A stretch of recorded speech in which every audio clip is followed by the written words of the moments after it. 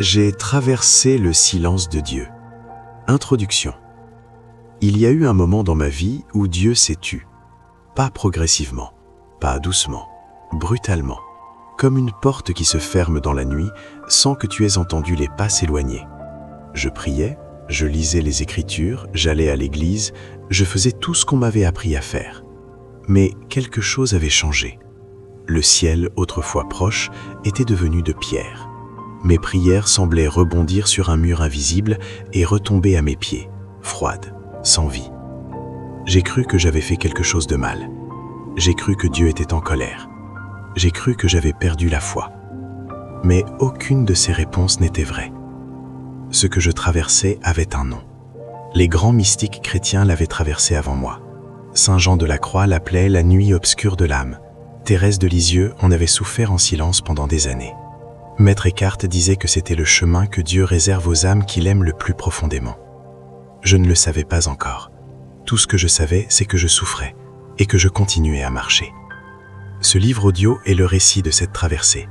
Ce n'est pas un traité théologique. Ce n'est pas une série de conseils spirituels bien rangés.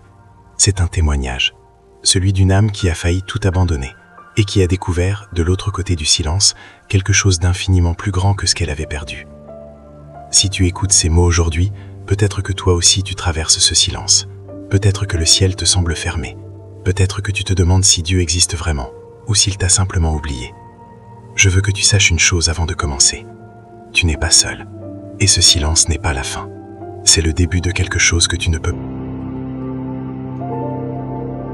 Chapitre 1. Quand le ciel devient de pierre. Laisse-moi te raconter comment ça a commencé. Ce n'était pas un matin de crise, pas un drame soudain. C'était un dimanche ordinaire. Je me suis agenouillé pour prier comme je le faisais chaque matin depuis des années, et pour la première fois, j'ai senti rien.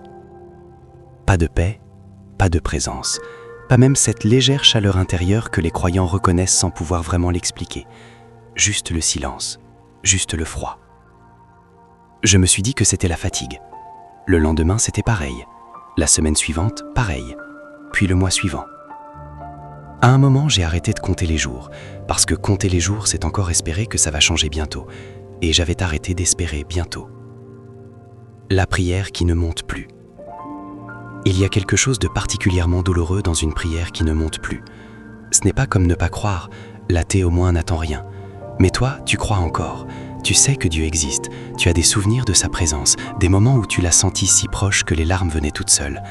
Et maintenant, tu tends la main vers ce souvenir et tu ne trouves que du vide. C'est comme appeler le nom de quelqu'un dans une maison que tu sais habiter et n'entendre que l'écho de ta propre voix. J'ai essayé de prier différemment, plus longtemps, plus intensément, avec des larmes, avec des mots nouveaux, en silence complet, dans la nature, dans l'église déserte à l'aube. Rien ne changeait. Le ciel restait fermé. Et la question qui me rongeait, celle que j'osais à peine formuler même dans le secret de mon cœur, était celle-ci. Et si j'avais tout inventé? Le sentiment d'abandon spirituel. Ce sentiment a un nom dans la tradition chrétienne. On l'appelle la désolation spirituelle. Saint Ignace de Loyola en parlait déjà au XVIe siècle comme d'un état où l'âme se retrouve dans les ténèbres, sans consolation, sans amour, comme séparée de son Créateur. Mais savoir que ça a un nom ne rend pas la chose plus facile à porter.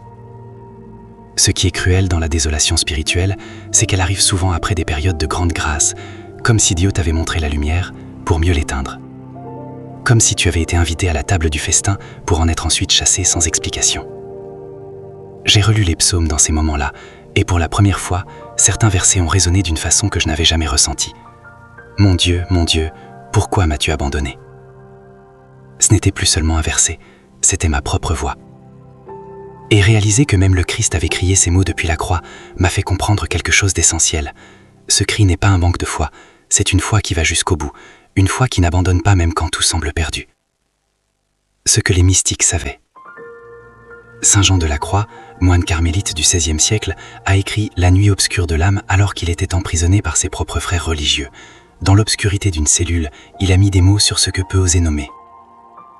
Il décrit la nuit obscure non pas comme un châtiment, mais comme une purification. Dieu retirait consolation sensible, cette douceur que l'on ressent dans la prière, non pas parce qu'il s'éloigne, mais parce qu'il veut que l'âme apprenne à l'aimer sans récompense, sans sucre, sans douceur immédiate. Il veut une foi adulte. Thérèse de Lisieux, elle, a vécu les 18 derniers mois de sa vie dans une nuit spirituelle totale. Cette jeune femme que l'Église allait canoniser, que des millions de fidèles allaient vénérer pour sa joie et sa confiance en Dieu, écrivait en secret des lettres où elle avouait ne plus rien ressentir, ne plus croire à la vie éternelle, traverser un tunnel sans lumière. Et pourtant elle continuait à aimer, à servir, à sourire. Ce n'était pas de l'hypocrisie, c'était quelque chose de bien plus grand. C'était la foi nue. Ce que j'ai compris ce soir-là. Un soir, épuisé, j'ai arrêté d'essayer. Je n'ai pas prié, je n'ai pas lu, je me suis simplement assis dans le noir et j'ai dit, à voix haute, dans le vide. Je ne ressens plus rien, mais je suis encore là. Ce n'était pas une belle prière, ce n'était pas mystique, ce n'était pas inspiré, mais c'était vrai. Et quelque chose ce soir-là a changé très légèrement.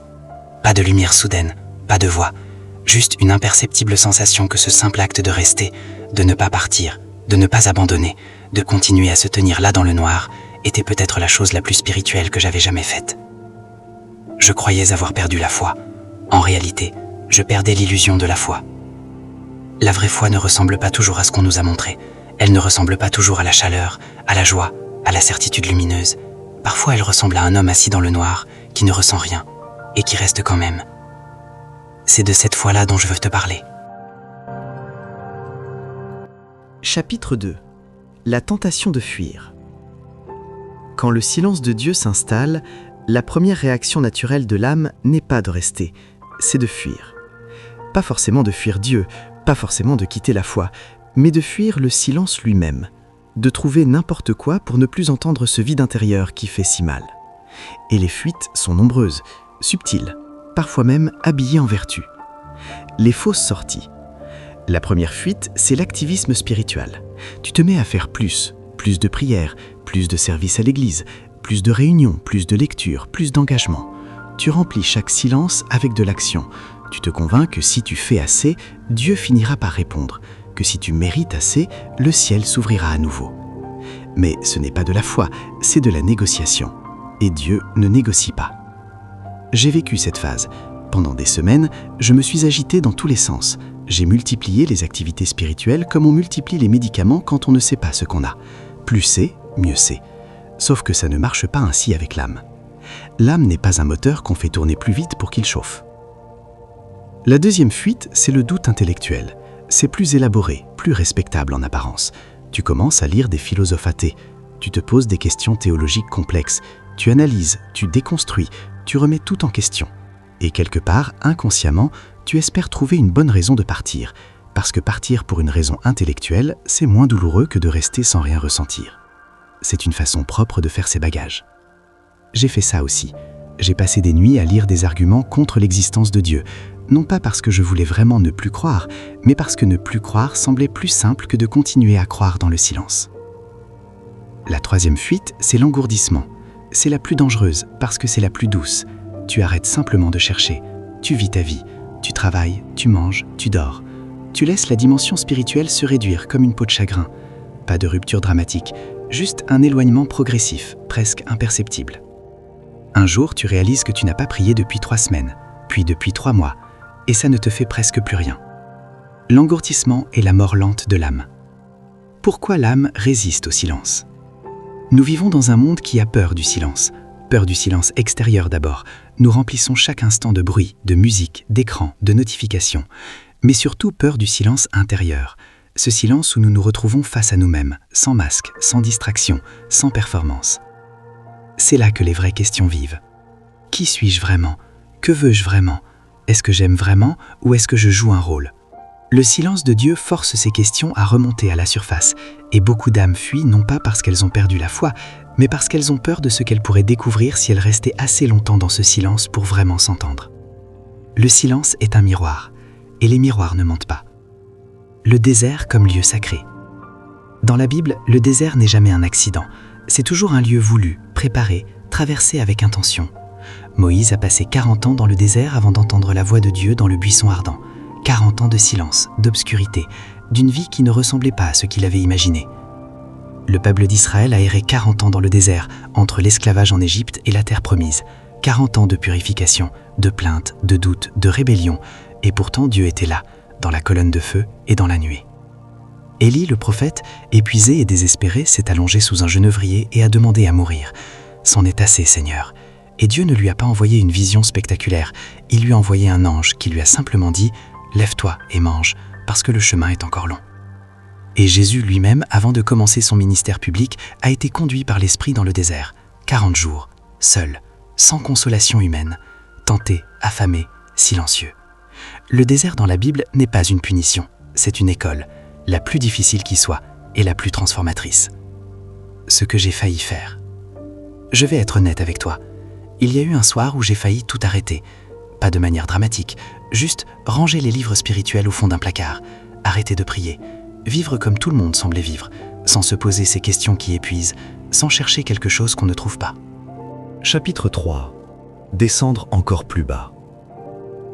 Il y a un paradoxe au cœur du mysticisme chrétien que personne ne t'explique au catéchisme. Pour monter vers Dieu, il faut d'abord descendre. Pas métaphoriquement, pas symboliquement, réellement. Descendre dans les parties de toi-même que tu n'as jamais voulu regarder. Descendre sous les couches de tes certitudes, de tes habitudes spirituelles, de l'image que tu t'es construite de toi-même et de Dieu. Descendre jusqu'à l'os. Et quand tu crois avoir touché le fond, descendre encore. La nuit obscure, selon saint Jean de la Croix. Jean de la Croix n'était pas un théoricien confortable installé dans une bibliothèque. Il écrivait depuis une cellule de prison. Ses propres frères carmélites l'avaient enfermé dans un cachot de 2 mètres sur 1 mètre, sans lumière, sans air, sans rien. Il lui apportait du pain rassis et de l'eau. Il le sortait parfois pour le flageller devant la communauté. C'est dans ces conditions qu'il a écrit certains des plus beaux textes mystiques de l'histoire chrétienne. Ce qu'il a compris dans ce cachot, c'est que la nuit obscure de l'âme n'est pas un accident sur le chemin spirituel. Elle est le chemin.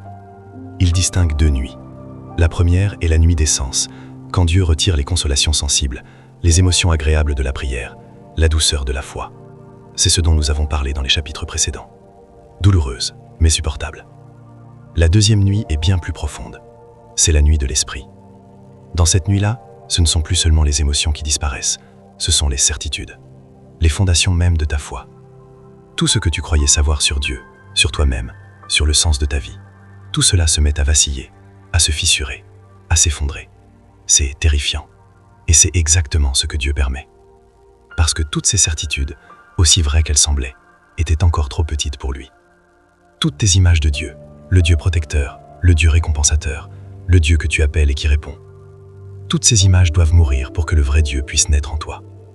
Dieu ne peut entrer que là où il y a de la place, et il ne peut y avoir de la place que si quelque chose a été vidé.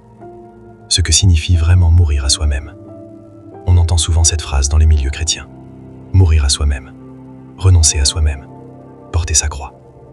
On l'entend tellement qu'elle finit par ne plus rien vouloir dire. Laisse-moi te dire ce que ça a vraiment signifié pour moi. Ça a signifié regarder en face mon besoin de contrôle, mon besoin que Dieu se comporte d'une certaine façon, mon besoin que la foi soit confortable, rassurante, prévisible, mon besoin que les prières reçoivent des réponses dans les délais que j'avais fixés. Ça a signifié regarder en face mon orgueil spirituel, parce que oui, il y a un orgueil spirituel. Le croyant qui prie chaque jour, qui connaît les Écritures, qui vit sainement. Il développe parfois sans s'en rendre compte, une certaine fierté de sa propre vertu, une certaine satisfaction d'être du bon côté, d'être l'un des fidèles. Et Dieu, dans sa miséricorde brutale, démantèle tout ça. Il retire les consolations pour que tu découvres si tu l'aimes vraiment, ou si tu aimes ce qu'il te donne. Il retire les certitudes pour que tu découvres si ta foi repose sur lui, ou sur tes propres constructions intellectuelles. Il retire l'image que tu avais de toi-même comme bon chrétien, pour que tu découvres qui tu es vraiment, nu, sans performance, sans public. Mourir à soi-même, c'est accepter ce démantèlement. Pas avec le sourire, pas facilement, mais l'accepter quand même. Le moment de la capitulation totale. Il y a un moment dans cette descente où tu arrives à un carrefour. D'un côté, la résistance. Tu continues à lutter, à argumenter, à négocier. Tu essaies de reprendre le contrôle de ta vie spirituelle. Tu construis de nouvelles défenses, de nouvelles explications, de nouvelles routines pour retrouver ce que tu as perdu. De l'autre côté, la capitulation. Pas la capitulation du désespoir, pas abandonner la foi, mais quelque chose de bien plus difficile et bien plus libérateur. Chapitre 3. Descendre encore plus bas. Il y a un paradoxe au cœur du mysticisme chrétien que personne ne t'explique au catéchisme. Pour monter vers Dieu, il faut d'abord descendre. Pas métaphoriquement, pas symboliquement, réellement. Descendre dans les parties de toi-même que tu n'as jamais voulu regarder. Descendre sous les couches de tes certitudes, de tes habitudes spirituelles, de l'image que tu t'es construite de toi-même et de Dieu. Descendre jusqu'à l'os. Et quand tu crois avoir touché le fond, descendre encore. La nuit obscure, selon saint Jean de la Croix. Jean de la Croix n'était pas un théoricien confortable installé dans une bibliothèque. Il écrivait depuis une cellule de prison. Ses propres frères carmélites l'avaient enfermé dans un cachot de 2 mètres sur 1 mètre, sans lumière, sans air, sans rien. Il lui apportait du pain rassis et de l'eau. Il le sortait parfois pour le flageller devant la communauté. C'est dans ces conditions qu'il a écrit certains des plus beaux textes mystiques de l'histoire chrétienne. Ce qu'il a compris dans ce cachot, c'est que la nuit obscure de l'âme n'est pas un accident sur le chemin spirituel. Elle est le chemin. Il distingue 2 nuits. La première est la nuit des sens, quand Dieu retire les consolations sensibles, les émotions agréables de la prière, la douceur de la foi. C'est ce dont nous avons parlé dans les chapitres précédents. Douloureuse, mais supportable. La deuxième nuit est bien plus profonde. C'est la nuit de l'esprit. Dans cette nuit-là, ce ne sont plus seulement les émotions qui disparaissent, ce sont les certitudes, les fondations même de ta foi. Tout ce que tu croyais savoir sur Dieu, sur toi-même, sur le sens de ta vie, tout cela se met à vaciller, à se fissurer, à s'effondrer. C'est terrifiant, et c'est exactement ce que Dieu permet. Parce que toutes ces certitudes, aussi vraies qu'elles semblaient, étaient encore trop petites pour lui.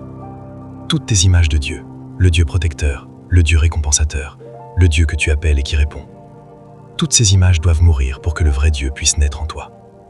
Dieu ne peut entrer que là où il y a de la place, et il ne peut y avoir de la place que si quelque chose a été vidé. Ce que signifie vraiment mourir à soi-même. On entend souvent cette phrase dans les milieux chrétiens.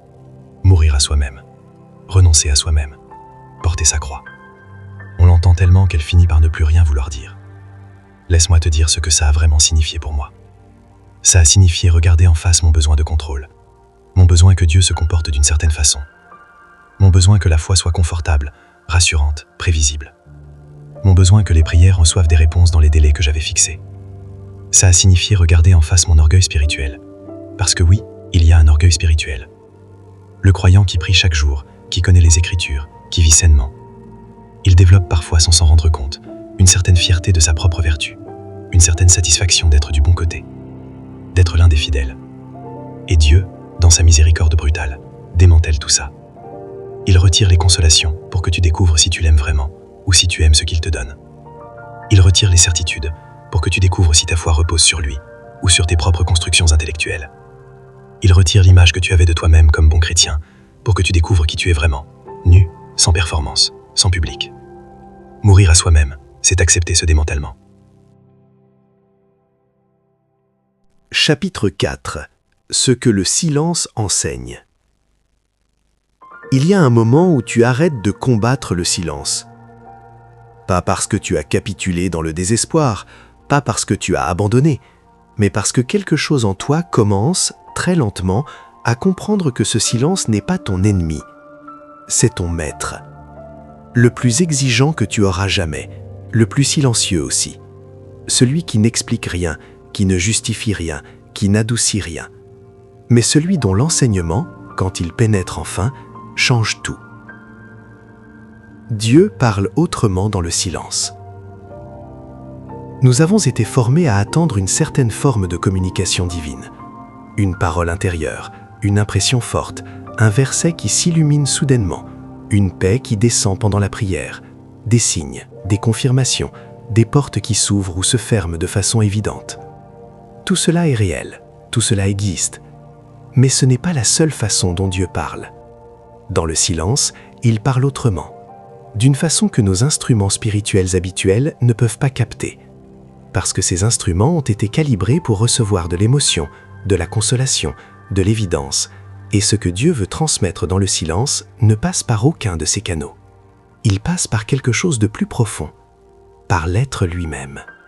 Julienne de Norwich, mystique anglaise du XIVe siècle, avait reçu ce qu'elle appelait des showings, des révélations divines.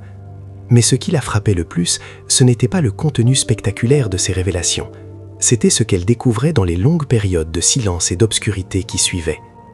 Elle disait que Dieu ne parlait pas toujours en mots, qu'il parlait parfois en présence pure, une présence si subtile, si différente de tout ce qu'on attend, qu'on peut la traverser sans la reconnaître si on cherche autre chose.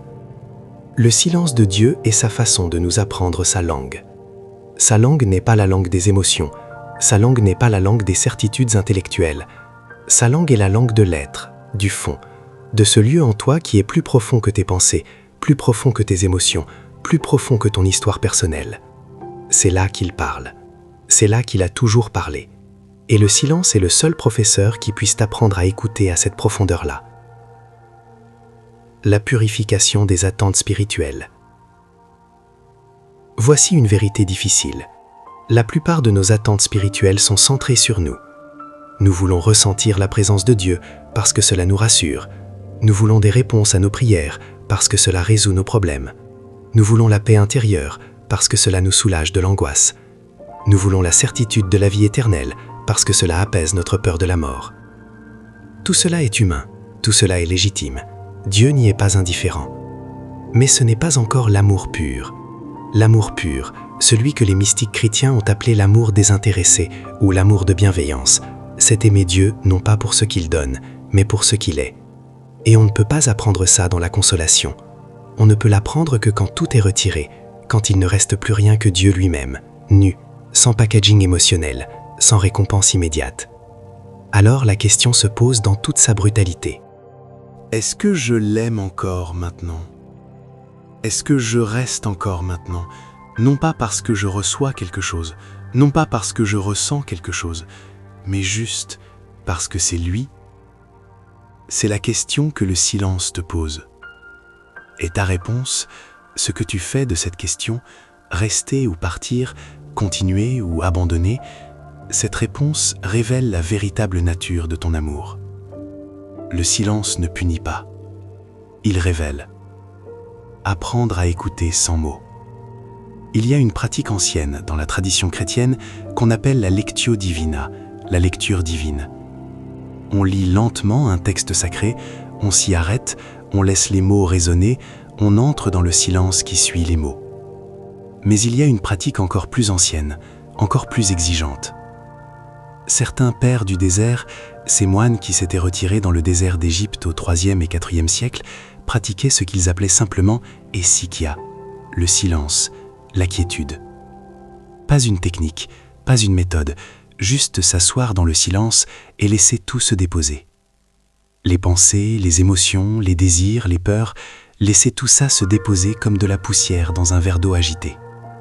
Sans les combattre, sans les nourrir, juste laisser. Et attendre. Pas attendre une vision, pas attendre une parole, juste attendre avec une disponibilité totale, sans agenda, sans délai, sans exigence. Jean Cassien, qui avait visité ces moines du désert et rapporté leur sagesse en Occident, disait que cette pratique était la plus simple et la plus difficile qui soit. Simple parce qu'elle ne demande aucune technique complexe, difficile parce qu'elle demande de lâcher le contrôle de manière absolue. Et lâcher le contrôle est la chose la plus difficile qui soit pour un esprit humain. J'ai commencé à pratiquer ce silence-là, pas longtemps au début, 5 minutes, puis 10, puis parfois 1 heure entière, assise dans l'obscurité, sans chercher, sans attendre quelque chose de précis. Ce qui s'est passé ne ressemblait à rien de ce que j'avais imaginé. Pas de vision, pas de voix, pas d'extase mystique. Juste, très progressivement, une qualité différente dans le silence, comme si le silence lui-même changeait de texture, comme s'il devenait moins vide et plus habité. Pas de façon spectaculaire, pas de façon que je pourrais prouver à quiconque, mais réel, profondément réel. Ce que le silence m'a appris sur moi-même. Le silence n'enseigne pas seulement sur Dieu, il enseigne sur toi. Dans le silence prolongé, sans des distractions habituelles, sans les consolations spirituelles qui peuvent servir d'anesthésiant, tu te retrouves face à toi-même d'une façon très nette. Tu vois tes peurs réelles, pas les peurs que tu avoues facilement, mais les peurs profondes, celles qui orientent secrètement toutes tes décisions. La peur d'être abandonné, la peur de ne pas être suffisant, la peur que la vie n'ait pas de sens. Tu vois tes désirs réels, ce que tu veux vraiment, sous les désirs spiritualisés, sous les ambitions habillées en vocation. Tu vois ta solitude réelle, cette solitude fondamentale que personne d'autre ne peut combler. Pas une relation, pas une communauté, pas même une expérience spirituelle intense. Et c'est là, dans cette confrontation totalement nue avec toi-même, que quelque chose d'extraordinaire peut se produire. Tu cesses de fuir, tu cesses de te mentir, tu cesses de construire des façades même dans ta vie intérieure. Et dans cette nudité totale, dans cet abandon de toute prétention, quelque chose que tu ne peux pas nommer commence à se faire sentir. Une acceptation, une présence, quelque chose qui ne juge pas, qui ne condamne pas, qui ne demande aucune performance. Quelque chose qui est simplement là, qui a toujours été là. Le silence de Dieu n'était pas son absence, c'était son invitation à aller plus loin que je n'avais jamais osé aller. Une lettre que le silence t'écrit. Si le silence pouvait parler, je sais, le paradoxe. Voici ce qu'il dirait peut-être. Je ne suis pas ton ennemi. Je suis l'espace où tu peux enfin entendre ce que le bruit t'a toujours caché. Je suis l'école où s'apprend la seule langue qui compte. Je suis le creuset où ce qui est faux en toi fond et où ce qui est vrai reste. Ne me fuis pas, ne me remplis pas trop vite. Reste avec moi encore un peu. Ce que je garde pour toi est plus grand que ce que tu as perdu. Ce que tu peux faire dès aujourd'hui. Avant d'écouter le prochain chapitre, je t'invite à faire une chose. Trouve 8 minutes, éteins tout, assieds-toi ou allonge-toi, et ne fais rien. Ne prie pas avec des mots, ne cherche pas une présence, ne t'évalue pas, ne juge pas ce qui se passe ou ne se passe pas. Juste être là, disponible, ouvert. Et si des pensées viennent, elles viendront. Ne les combats pas, laisse-les passer comme des nuages dans un ciel que tu observes sans t'y attacher. Tu n'apprendras pas la langue de Dieu en une session de 10 minutes, mais tu commenceras à t'y asseoir. Et c'est tout ce que le silence te demande pour l'instant. Commencez. Chapitre 5. La nuit devient lumière. Je ne sais pas exactement quand ça s'est passé. C'est la première chose que je veux te dire. Parce que si tu attends un matin précis, une date marquée dans ton agenda, un moment dramatique où tout bascule dans la lumière, tu risques de passer à côté. Ce n'est pas ainsi que ça se passe. La nuit ne devient pas lumière d'un coup. Elle devient lumière comme l'aube arrive, imperceptiblement, si lentement que tu ne saurais pas dire à quel moment exact le noir est devenu gris, et le gris rose, et le rose or. Tu regardes en arrière un jour, et tu réalises que quelque chose a changé. Le tournant, pas spectaculaire, mais réel. Il y a eu un matin, je ne me souviens plus exactement lequel, où je me suis levé et où quelque chose était différent. Pas de lumière soudaine, pas de voix, pas de certitude flamboyante revenue comme par magie. Juste une légèreté imperceptible, comme si un poids que je portais depuis si longtemps s'était allégé d'1 gramme, un seul gramme. Mais après des mois de plomb, 1 gramme de moins se sent. Je n'ai rien dit, je n'ai rien proclamé.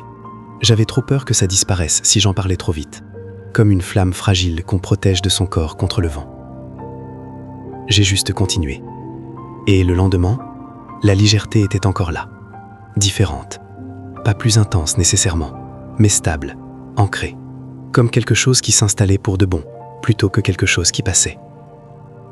Les grands mystiques chrétiens avaient prédit exactement ça. Saint Jean de la Croix décrivait la sortie de la nuit obscure, non pas comme une explosion de lumière, mais comme une aube douce et progressive. L'âme, disait-il, ne réalise souvent qu'elle est sortie de la nuit qu'en regardant en arrière et en voyant l'obscurité derrière elle. Tu ne vois pas la lumière arriver, tu vois l'obscurité qui recule. La foi nue. Ce qui est revenu n'était pas ce que j'avais perdu. Ce n'était pas la même foi, ce n'étaient pas les mêmes émotions, les mêmes consolations, la même chaleur douce que j'avais connue au début de mon chemin spirituel. Ce qui est revenu était quelque chose de différent, de plus austère, de plus solide, de moins confortable, mais de bien plus fiable. Les mystiques appellent ça la foi nue. La foi nue n'a pas besoin de sentir pour croire. Elle n'a pas besoin de preuves émotionnelles pour tenir debout. Elle ne dépend pas de l'état de ton humeur, de ta fatigue, de tes circonstances extérieures. Elle est là quand tu te sens bien. Elle est là quand tu te sens vide. Elle est là dans la consolation et dans la désolation. Elle est là parce qu'elle ne repose plus sur ce que tu ressens, mais sur ce que tu as choisi, au fond du puits, de ne pas abandonner. Thérèse de Lisieux, dans les derniers mois de sa vie, écrivait à sa prieure que si elle avait commis le péché de ne pas croire en la vie éternelle, Elle avait demandé pardon immédiatement.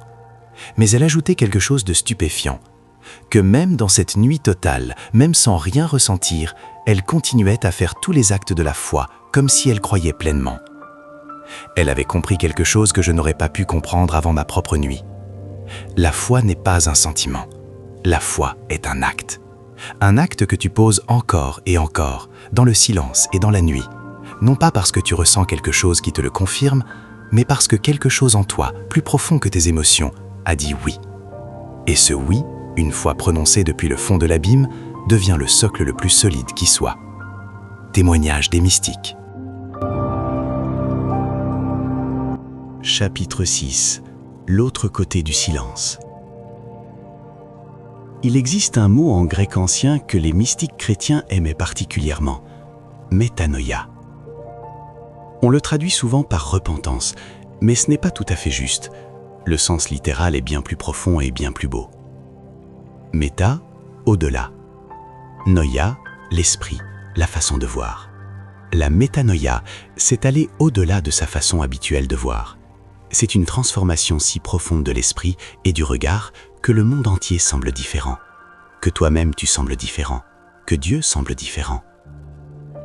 Pas parce que le monde a changé, pas parce que Dieu a changé, parce que toi tu as changé. C'est ce qui attend de l'autre côté du silence. Ce que l'âme devient après la traversée. Il y a une image que j'aime beaucoup dans la tradition chrétienne, celle du métal dans le feu. Quand on met de l'or brut dans un creuset et qu'on le soumet à une chaleur intense, ce n'est pas l'or qui disparaît, ce sont les impuretés qui fondent, ce sont les scories, les éléments étrangers, tout ce qui n'était pas vraiment l'or, qui se sépare et s'évapore. Ce qui reste est plus pur, plus dense, plus lui-même. C'est ce que la nuit obscure fait à l'âme.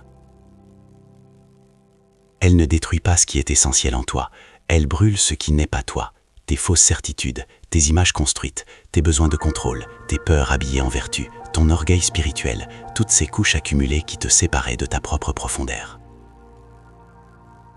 Ce qui reste après la traversée, c'est toi, vraiment toi. Plus simple, plus humble, plus silencieux intérieurement, moins pressé de prouver quoi que ce soit, moins besoin d'être reconnu comme spirituel ou saint ou avancé sur le chemin. Juste là, présent, ouvert. Et dans cette simplicité retrouvée, quelque chose de magnifique se passe. Tu deviens capable d'aimer autrement. Pas d'un amour qui cherche à recevoir en retour, pas d'un amour conditionnel, calculé, mesuré, mais d'un amour qui ressemble de plus en plus à celui dont Jean parle dans sa première épître. Dieu est amour, et celui qui demeure dans l'amour demeure en Dieu, et Dieu demeure en lui. Ce n'est plus une belle formule théologique, c'est une description de ta propre expérience. Une relation avec Dieu transformée. Avant la nuit, ma relation avec Dieu ressemblait parfois, et je dis cela avec toute l'humilité possible, à une relation entre un enfant et un distributeur automatique. Tu introduis la bonne carte, tu appuies sur les bons boutons, les bonnes prières, les bonnes pratiques, les bonnes vertus, et tu attends ce que tu as demandé. Quand ça marche, tu es reconnaissant. Quand ça ne marche pas, tu es décontenancé, voire blessé. Après la nuit, tout cela s'est évanoui. Non pas parce que Dieu n'exauce plus les prières, non pas parce que les pratiques spirituelles n'ont plus de sens, mais parce que la finalité de tout cela a changé du tout au tout. Je ne prie plus pour obtenir, je prie pour être avec.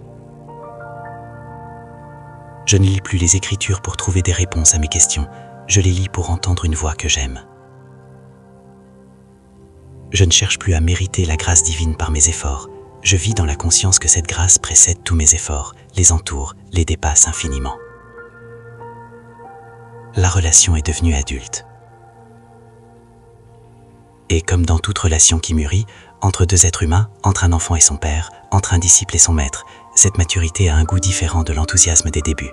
Moins d'éclat peut-être, mais infiniment plus de profondeur, infiniment plus de confiance, infiniment plus de vérité. La paix qui dépasse toute compréhension. Paul écrit aux Philippiens depuis une prison. La paix de Dieu, qui surpasse toute intelligence, gardera vos cœurs et vos pensées. Avant ma nuit, je comprenais cette phrase intellectuellement. Après ma nuit, je sais de quoi il parle. Cette paix ne ressemble à rien de ce que le monde appelle paix. Ce n'est pas l'absence de conflit, ce n'est pas le confort d'une vie sans problème, ce n'est pas la sérénité de celui qui n'a rien à affronter. C'est quelque chose qui coexiste avec les difficultés, qui tient sous la pression, qui reste stable quand tout autour vacille. Je l'ai découverte d'abord comme une absence d'agitation, là où il y avait toujours eu de l'agitation, comme un silence intérieur qui persistait même dans le bruit du quotidien, comme un centre de gravité que rien ne semblait plus pouvoir déplacer. Ce n'est pas un état permanent d'extase, ce n'est pas l'absence de doute, de tristesse, de difficulté. C'est quelque chose de bien plus discret et bien plus solide. Une ancre plantée dans quelque chose de si profond que les tempêtes de surface ne peuvent plus l'arracher. Vivre depuis l'intérieur. Voici peut-être la transformation la plus difficile à décrire. Avant la nuit, je vivais ma foi principalement de l'extérieur vers l'intérieur. Les pratiques extérieures, prière, liturgie, lecture, service, étaient censées produire quelque chose à l'intérieur. Je faisais les bons gestes en espérant qu'ils génèrent les bons états intérieurs. Après la nuit, quelque chose s'est inversé. Il y a quelque chose à l'intérieur maintenant, cette présence, ce fond stable, cette source, et les pratiques extérieures ne font plus que l'exprimer, en découlent, naturellement, sans effort forcé, sans performance. Je prie non plus pour trouver Dieu, mais depuis Dieu. Je sers non plus pour mériter quelque chose, mais parce que l'amour qui me remplit cherche naturellement à se répandre. Je lis les Écritures non plus pour apprendre des règles, mais pour reconnaître dans ces textes anciens l'écho de ce que je vis intérieurement. Maître Eckhart décrivait cela comme vivre depuis le fond de l'âme, ce fond où l'âme humaine et la présence divine se touchent, ce point de contact si profond qu'il est en dehors du temps, en dehors des fluctuations émotionnelles, en dehors de toute contingence. Je ne cherche plus Dieu, je le porte en moi. Pas avec arrogance, pas avec la certitude orgueilleuse de celui qui pense avoir tout compris, mais avec la simplicité humble de celui qui a cessé de chercher à l'extérieur ce qu'il a finalement trouvé à l'intérieur. Ce que la traversée a fait de moi. Je suis différent de l'autre côté. Je le sais parce que les choses qui m'agitaient avant ne m'agitent plus de la même façon. Pas parce que je suis devenu insensible, je suis peut-être même devenu plus sensible, plus capable de ressentir la souffrance des autres, plus ouvert à la beauté du monde. Mais il y a quelque chose qui ne vacille plus. Je suis différent parce que ma façon de prier est méconnaissable comparée à ce qu'elle était.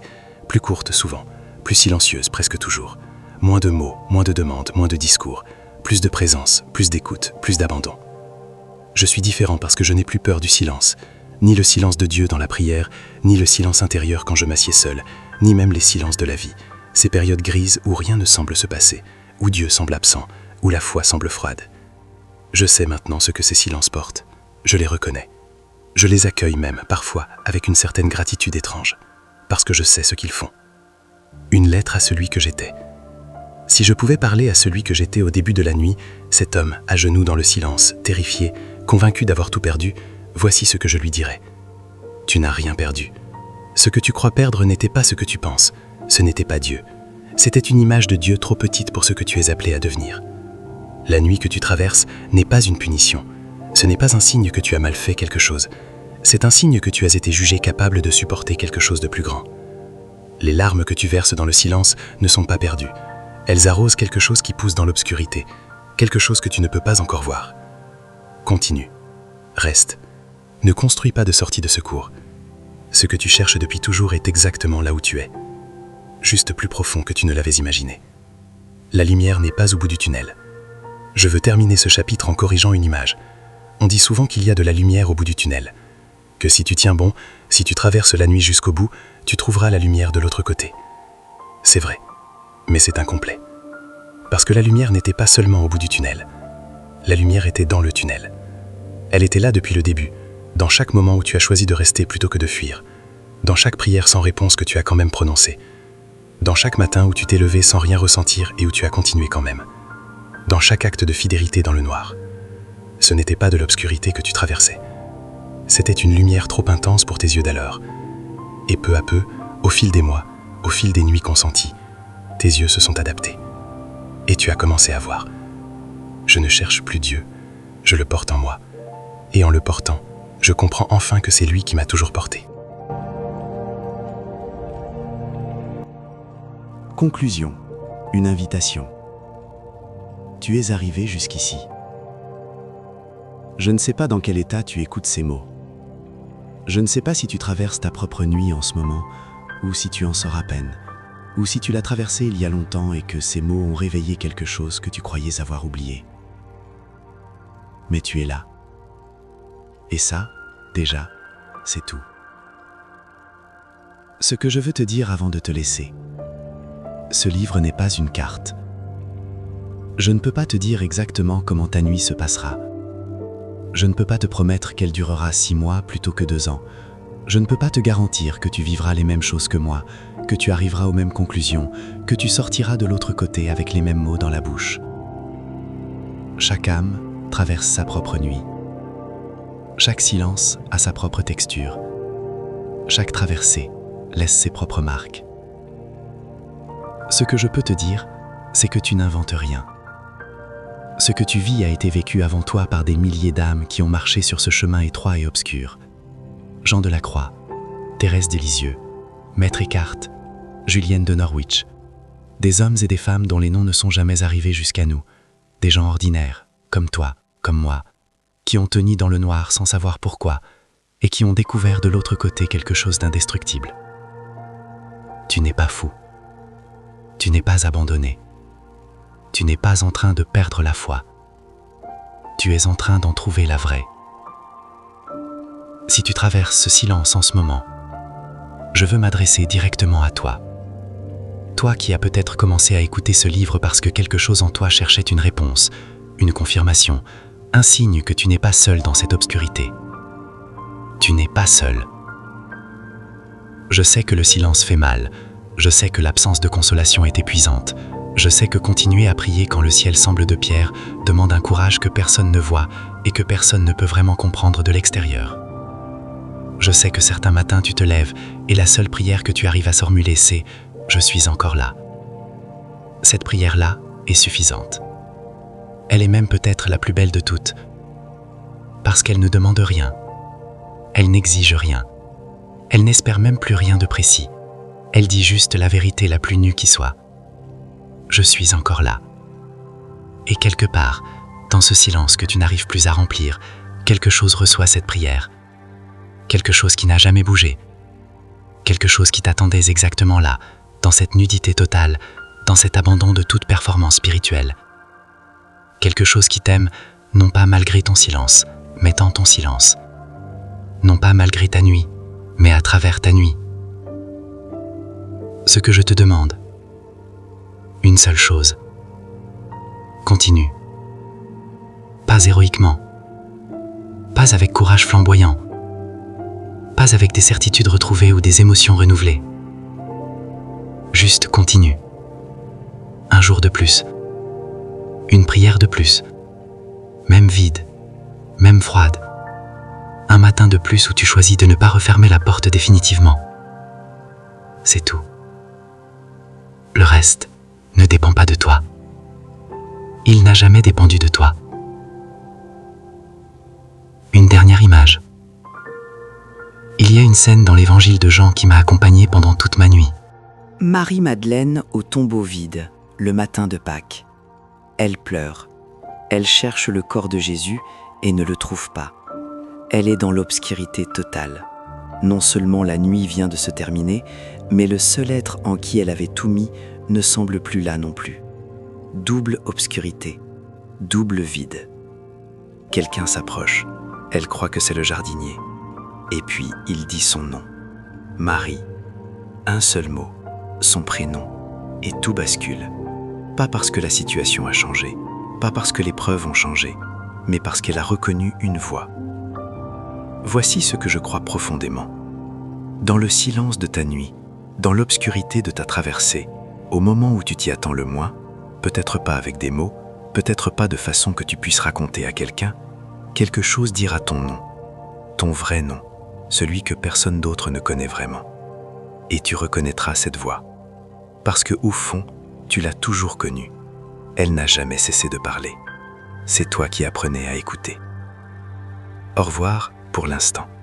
Ce livre se termine ici, mais ton chemin, lui, continue. Emporte avec toi non pas des réponses, je ne t'en ai pas donné beaucoup, et c'était intentionnel, mais peut-être une compagnie.